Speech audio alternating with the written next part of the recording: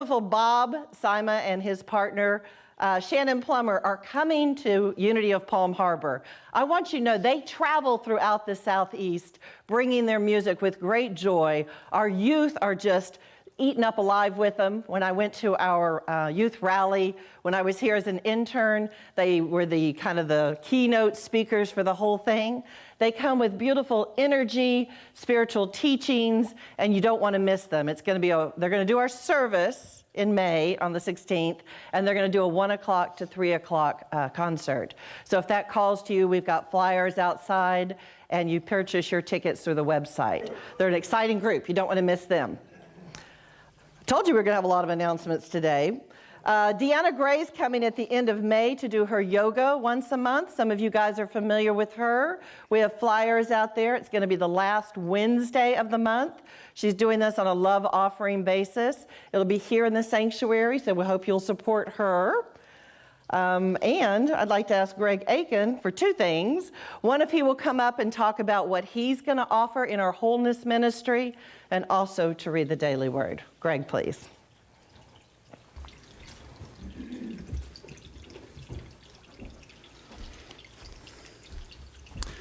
Good morning, good morning. Wow, I am so excited to be here this morning. How about you? This is like the place to be in Palm Harbor in Central Florida. I mean, I'm loving it. Feeling the vibe. Always do on Sundays. Looking out, it's so great to look out and see everybody this morning. Like, for a while there, you know, we couldn't come here, and it's just great to be together. Man, I'm excited. I'm having a hard time containing it today. All right, so yeah, I'm really excited. I was teaching breath work here a few years ago, taught it for about a year and a half, and loved it. We would meet here in the sanctuary, and I'm bringing it back because we all need to breathe more, right? It's really important. Like, we haven't been breathing too good here, so I just want to share, like, I found breath work, and the thing that I loved about it right away was, like, it did for me what I always hoped meditation would do, which was it quieted my mind down and it opened up my heart. And like, that happened to me the first time I did it. And I've seen that for a lot of people who have tried this. It's like, it's really powerful. And I'm actually going to lead you right through the process. I mean, you don't have to have any experience to try it. And it's something you'll pick up in 5 minutes and you'll know how to do it. And it's a really powerful tool. You can come and do it with me, and then you can do it at home. You can share it with people, and it'll help them. Just a couple things about breath work. The word spirit actually comes from the Latin word spiritus, which means breath. So what we're doing when we're doing breath work is we're sort of rekindling our spirit. It's like, if you've ever like started a campfire, what it really needs to get going is like some air, right? Some wind. And that's what we need to get going in our spirit. Like, we need to keep that circulation going on. And it's really powerful for sort of like reawakening your spirit. And it's a really simple process. I'm going to ask that when you come, bring a yoga mat. We've got plenty of space to spread out around the sanctuary. You can have your own little private spot and breathe.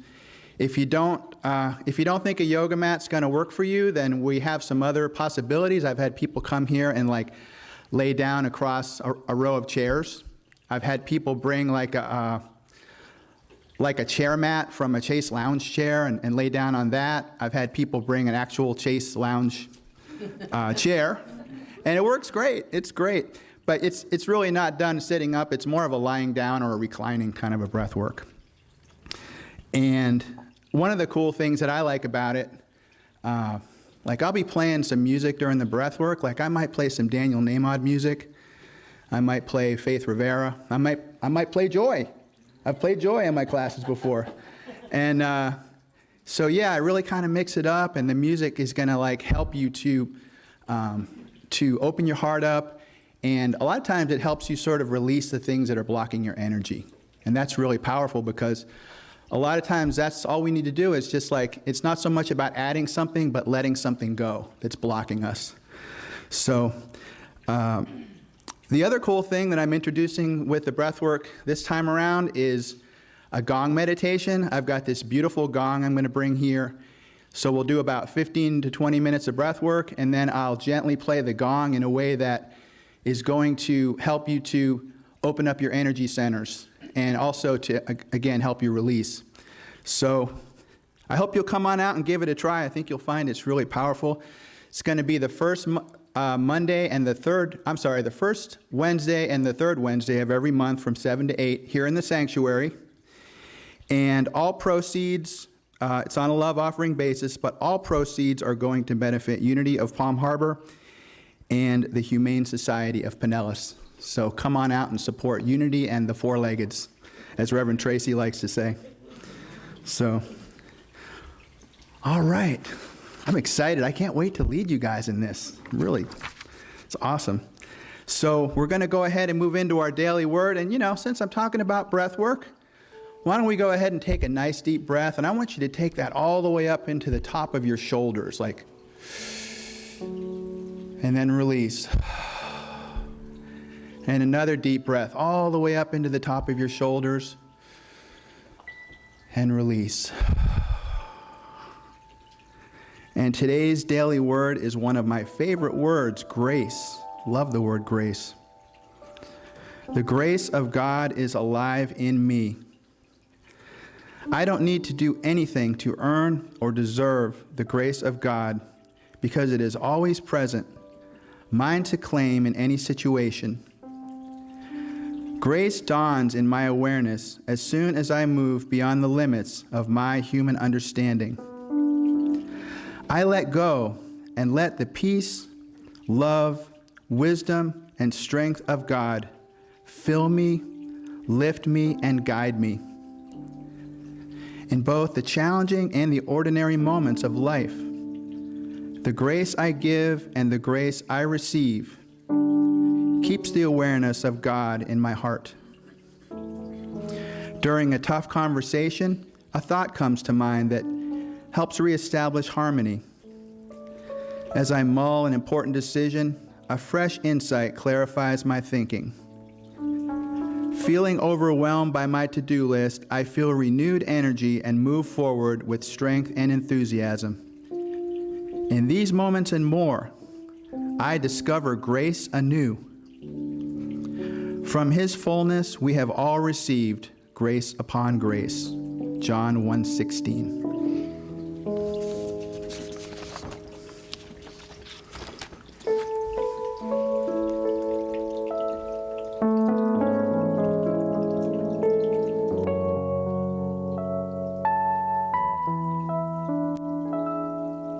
I am so blessed.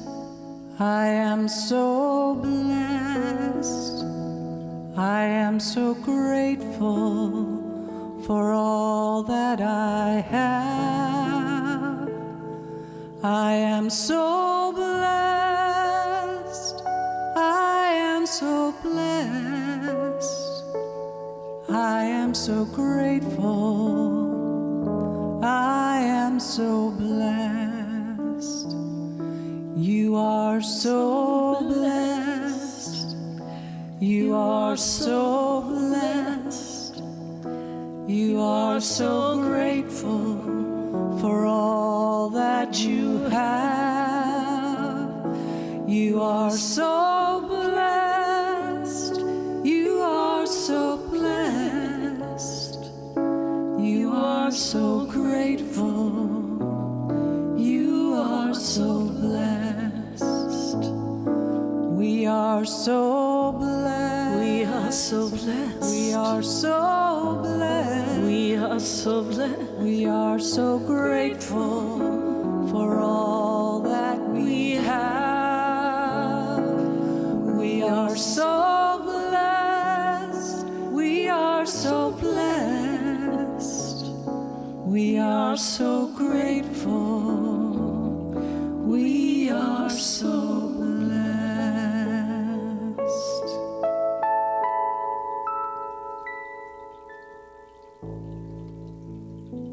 What a beautiful space to take us into our meditation time now. I invite you to close those outer eyes. Take a nice breath in. Gently releasing with our entire body.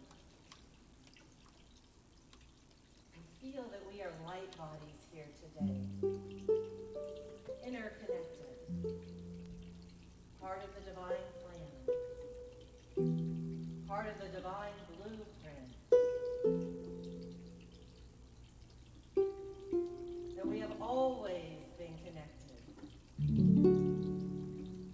It is only us who have sometimes forgotten. And in this pure space of openness, we remember who we are.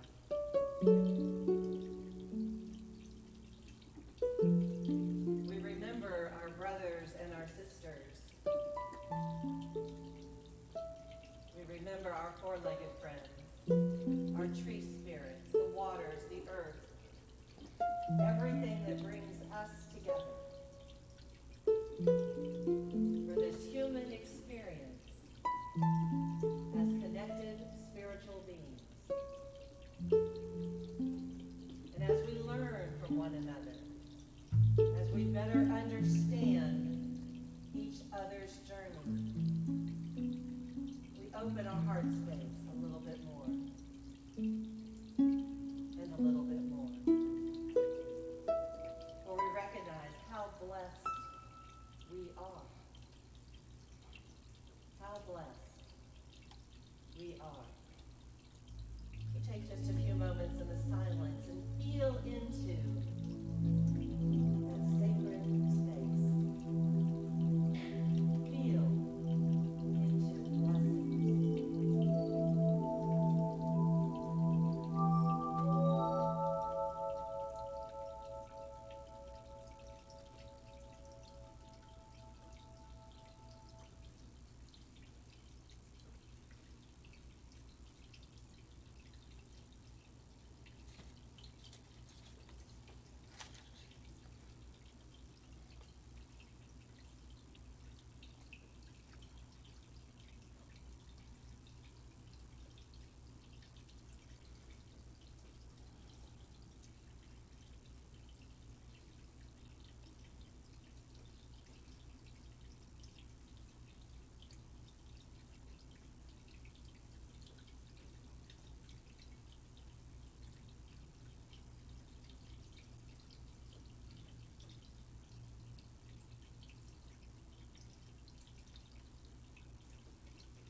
Listening to the rhythm of the pump. Listening to the water trickling behind me. Bringing this consciousness right back here. This beautiful awareness of all that is. How connected we each are. In so many ways. We feel deeply to those ways that we are truly blessed.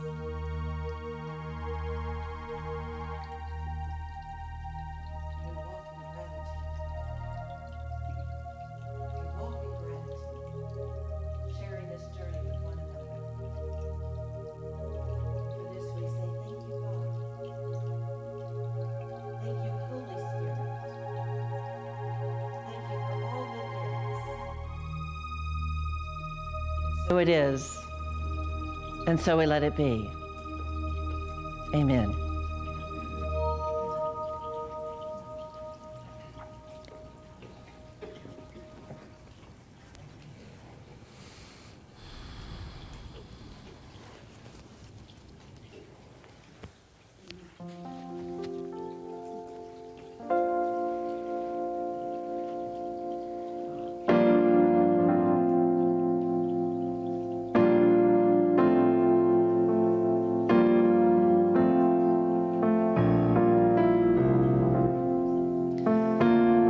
This is what I know.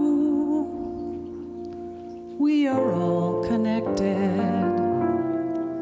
The universe reflected in each shining part.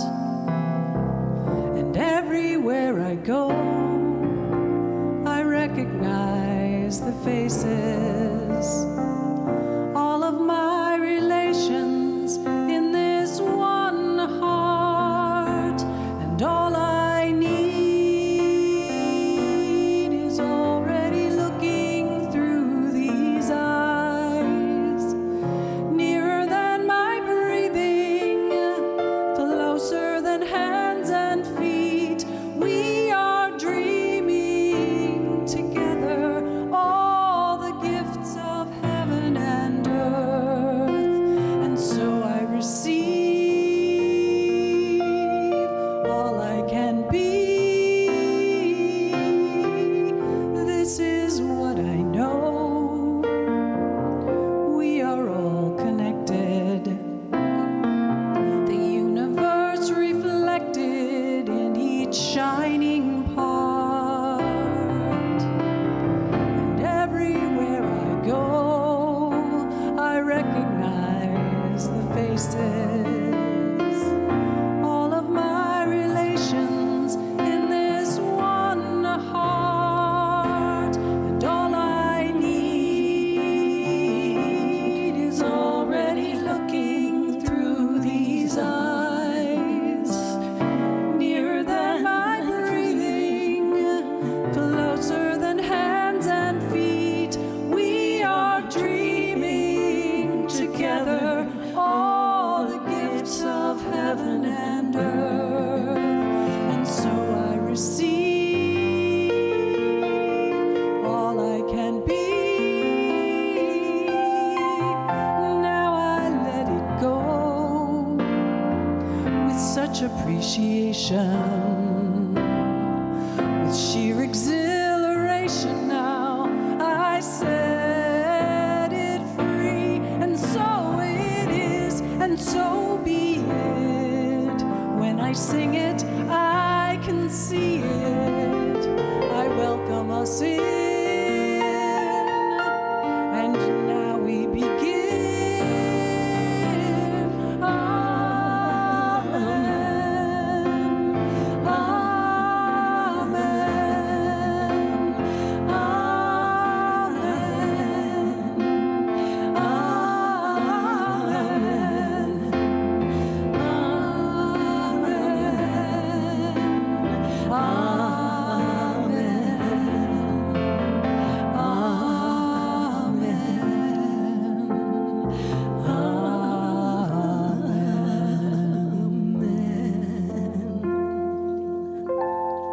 Amen. Amen. Amen.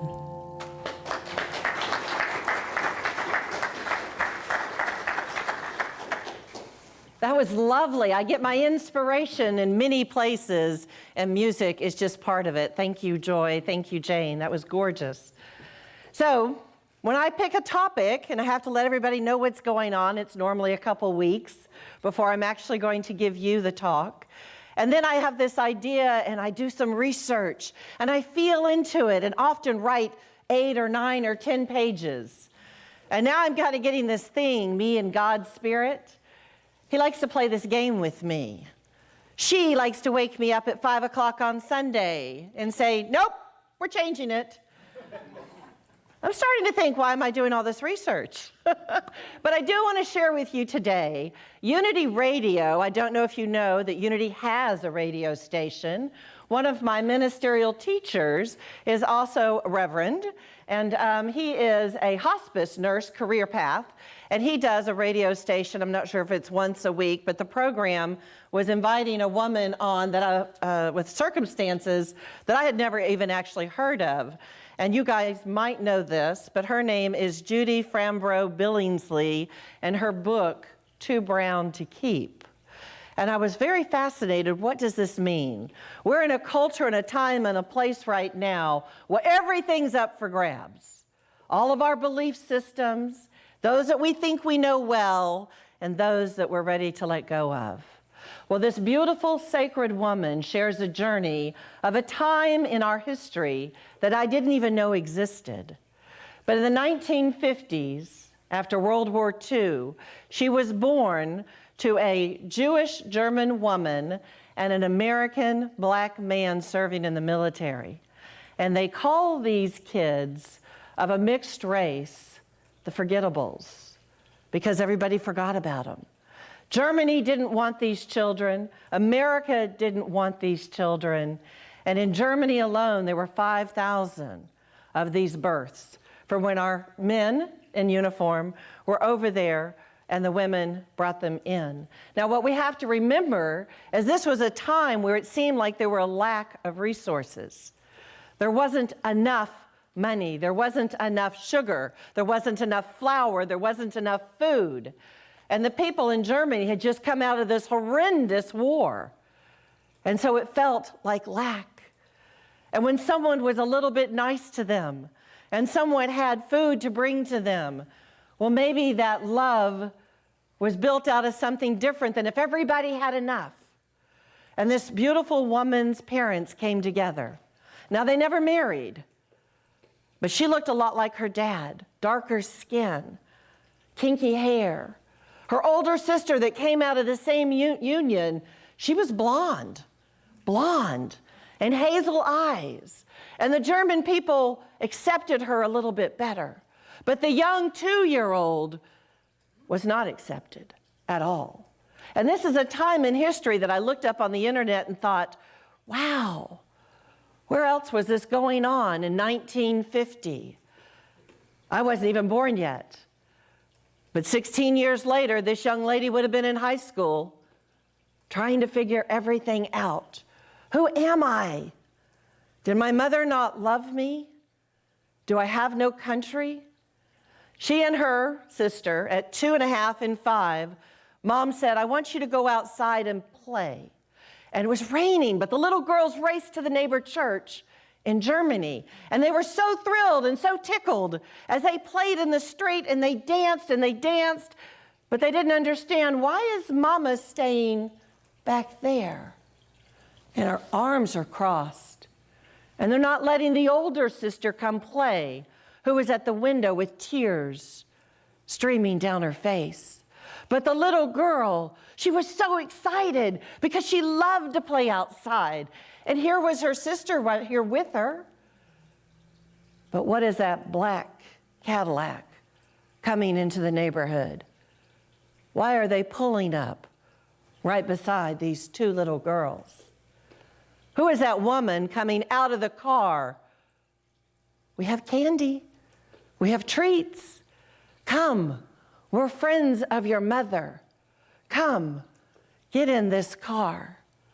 Well, little 2-year-old Uti, oh, treats. It's okay. Mama said it's okay. Her 5-year-old older sister, Imgard, no, don't go with them. So, of course, the 2 little girls are put in the car, and they're whisked away.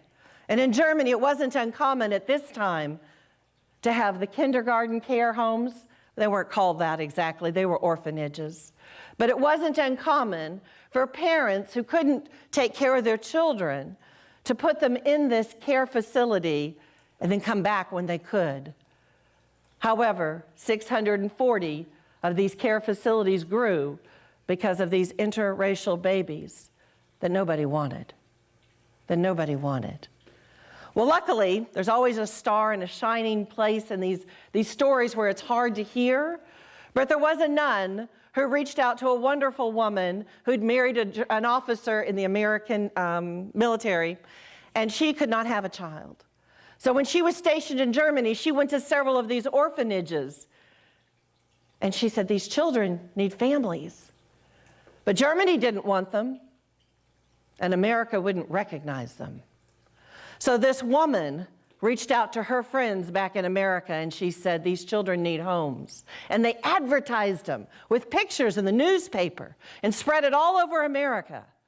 But they didn't go through the government. They didn't go through red tape. And these 2 little girls, including the author of this book, were adopted by an American couple in Bakersfield, California. Now, I share this with you because all they know is this tiny little village of no more than 500 people in Germany. And then they're whisked away, taken from their mom, and put into an orphanage. But as long as the 2 little sisters are together, there is hope and there is light. But they're frightened. They only speak German. And they're whisked to the United States by people they've never met. Now again, the good part of the story is it's a very loving family. But it's 1953 in Bakersfield, California, one of the whitest neighborhoods in this part of California. You've got a light-skinned girl and a very dark-skinned girl. And we go through all the tribulations and the things that they go through in their life. And she tells this story beautifully in her book. And what she's talking about in her book is not blaming or shaming or making people feel guilt, but what I call the divine blueprint. The divine blueprint. For no matter what she went through in her little girl journey with her sister beside her, abandoned by her mother, feeling unworthy, she came into the family of heart and love of a black couple who were making their way in America. But to be honest, he wasn't even allowed to buy property in the neighborhood they lived. So what did he do? He's resourceful. And he had another gentleman buy in his name. And every time a house sold in this neighborhood for white flight, he bought under this other gentleman's name and brought a new black family into the neighborhood of like-minded values. 1953, 1955, 1960,